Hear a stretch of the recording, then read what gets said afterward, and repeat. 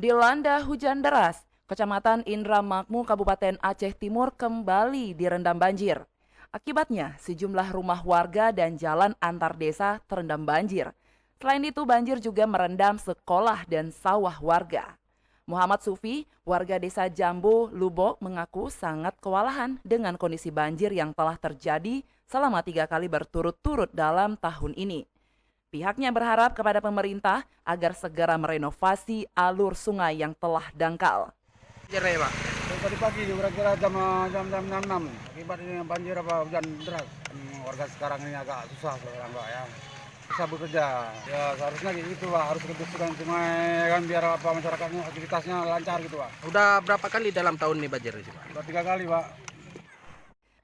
Sementara itu, Camat Indramakmu Rusamin mengatakan banjir ini akibat hujan deras yang melanda di Indramakmu sehingga debit sungai tidak mampu menampung debit air karena kondisi sungai kotor dan dangkal.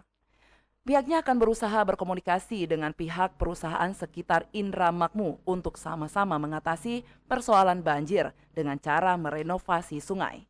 Menurutnya, banjir di Indramakmu telah mulai surut, namun masih merendam beberapa rumah warga di 2 desa, yaitu Desa Alu Imirah dan Jambu Lubo. Sebagai akibat dari curah hujannya sangat tinggi mulai kemarin sore sampai dengan jam 2 malam semalam, sehingga ada beberapa kampung di Kecamatan Indramakmu ini airnya meluap ke wilayah kampung tersebut itu karena pada dasarnya air yang meluap itu kepada daerah-daerah yang sangat rendah.